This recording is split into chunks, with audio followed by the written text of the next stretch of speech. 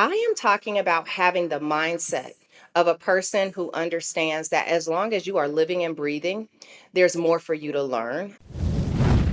When we focus on problems, that's why they seem to get bigger and bigger and bigger and bigger. And when we focus on opportunities and possibilities, they actually become endless, right? If you want to move and transition in your career, you got to own that. You got to own Mm. that space.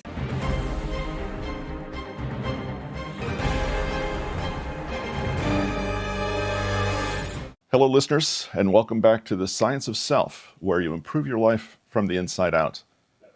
I'm excited to introduce to you today another guest, Dr. Carmen Bell-Ross, or conversationally, Dr. Carmen, who's going to take a minute, introduce herself, and then we'll get into the conversation. Doctor? Hi, thank you so much. I'm so excited to be here and talk to you today, Russell.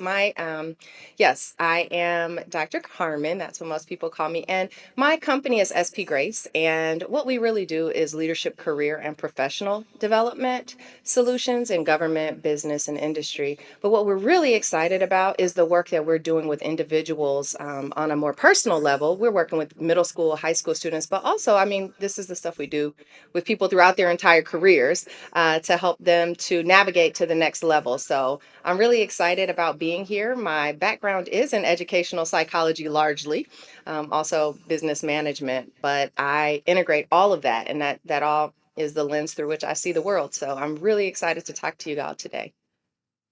I know from the education side, you might prepare a lesson differently, but from the Right. personal side, how do you value or how do you change your approach between dealing with one versus the other? Is that a Well, I'm going to say this. So there are official definitions for continuing professional education, and then there's my definition. Okay. So okay? we're going to go with my definition, which is having Okay, the give us the professional, but give us the actual one first, and then go with yours and run with it for us. when people talk about continuing professional education, they are talking about formal, structured educational opportunities that, for example, if you are a licensed practitioner of something, you may have to have continuing professional education hours. So if you're a nurse, you have to go back and take additional classes so many hours a year. Or if you are even a plumber, you have to get licensing and you have to continue to get basically, they want to know that you've stayed on top of your craft and your field because they evolve. And so that's more in the formal space.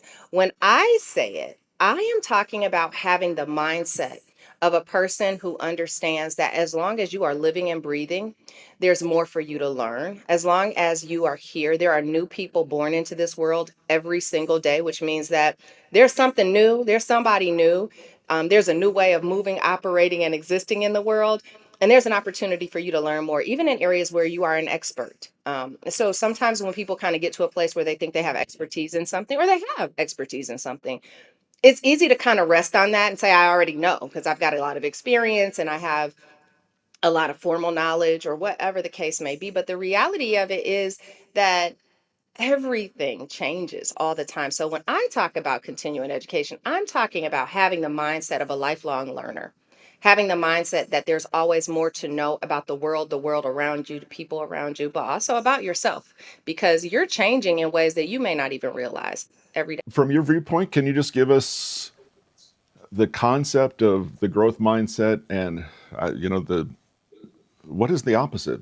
That's an interesting question, actually, I think, because I've never had anyone ask me what's the opposite of that. And so, what I will tell you is when I talk to people, I encourage them to have the mindset that you're always growing and developing and changing. And there are opportunities for you to continue to increase your knowledge and increase your understanding of our very complex world, right? I love to tell people what we focus on expands.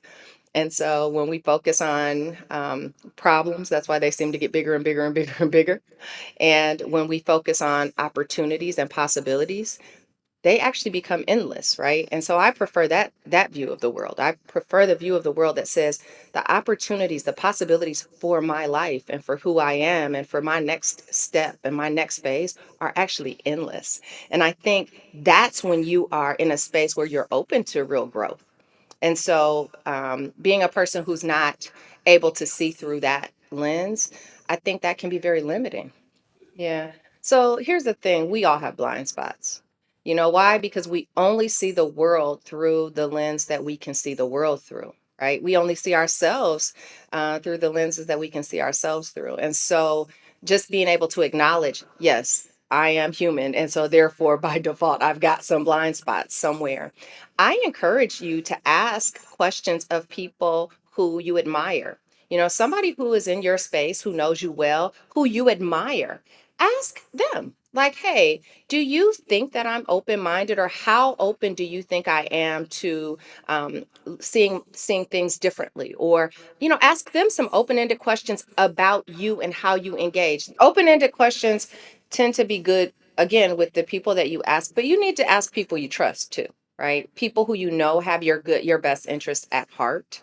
And so you're not looking for someone who wants to just tell you about yourself, right? So you want someone who respects the question and who cares about you, and who cares about your well-being and your self-improvement, and who is going to give you feedback that is constructive and not Very just going good. to tear you down. So when you talk about blind spots, someone else pointed that out to me, and it was somebody I cared about, and I was actually kind of ticked off at first. I was ticked off and offended, but but I did consider it, and I realized, you know what, I need to at least be aware, like pay attention to when I might be doing that. That can be difficult with someone where you value the relationship.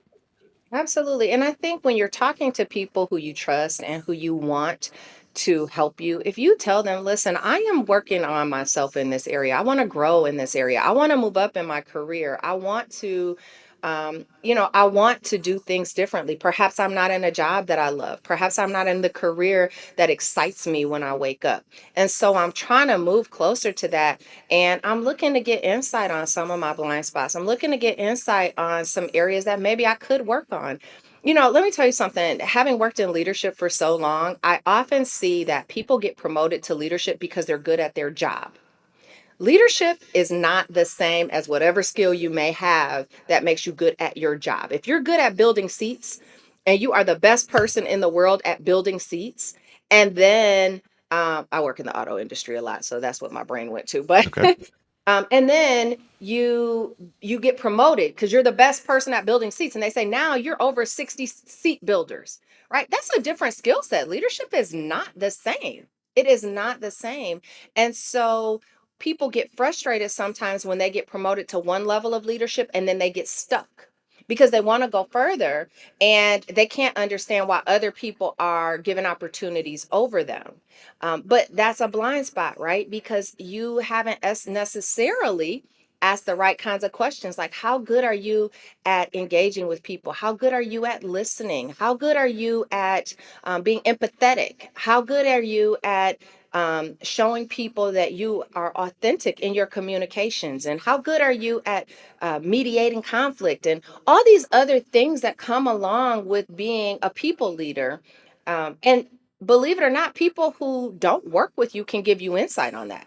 It doesn't have to be somebody who works with you or works for you or who is your boss. This could be a friend who tells you something about kind of how you engage interpersonally with other people, that can give you insight that's helpful on your own leadership development journey. Nobody else is responsible for your journey. I don't care what perks and benefits your job offers, or what kind of training they might say they can give you. If you want to move and transition in your career, you got to own that. You got to own Mm. that space, and you have to own that process because it is unique to you. And yes, of course, if somebody is giving you a bunch of money to be able to do that, to go to conferences and all that, that's great. But it doesn't require that. Like, we have resources that can help us. People who are logging into your podcast, people who are able to look online. Listen, Chat GPT might even give you some great insights. Like, you know, um, you got to own that journey. And you'd be amazed at, again, when you focus on that, if that's what you want to do, the opportunities start to open up. You start to see them differently, they get bigger. Open-ended questions, let's stay kind of in this topic for a minute because they're very important. When someone comes to you with a question like that, what Mhm. are some things that we should keep in mind as we deal with others in that relationship? Trying to be helpful, trying to be honest, but trying not to be hurtful. Sure. So, one, there's nothing wrong with you telling somebody, you know what?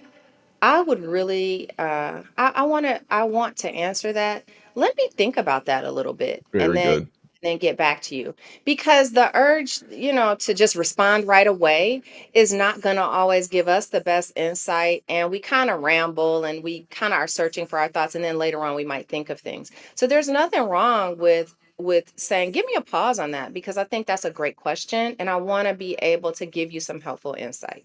That's So then excellent. that gives you time to think about what you would like to share with the person. And then ask yourself some of the feedback that you want to offer. Is this something that can be changed, right? Or is it something that can be changed in a reasonable time period? So, it's the kind of thing, if you think of it kind of in really simple terms, if you're out with a friend and the friend has let's say something in their nose, tell them like there's something in your nose. You know why? They can fix that and they can fix it right now. So go ahead and they can go to the restroom. That's a quick fix, right? But if you're out with a friend and you notice that, let's say, the back of their pants are see through, or that, you know what I mean? Like, Right. think about, Right. is this something that can be fixed right now? Yeah. And you know what I do? It's funny when you said like there's a point at which people can't, they kind of get stuck. And it's interesting because I think at this stage in my own career, I think about all this striving that we do. I want to go higher. I want to go higher. I want to go higher. And we don't necessarily always stop to ask ourselves the why, right? Why do we want to go higher? Well, I want to go higher because I want to be a director. Okay. Why do you want to be a director? Well, I want to be a director because I want to be in charge of people. Why do you want to be in charge of people?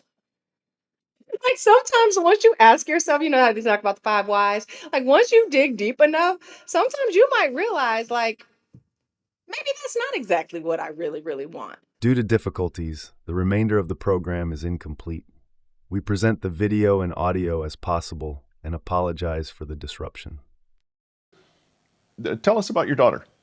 So, my daughter is a junior at Harvard. She is majoring in neuroscience, and she is the captain of their competitive dance team. And she is an overall happy person. She has lots of great friends, and she does lots of exciting things. She volunteers at a place where they teach children with Down syndrome.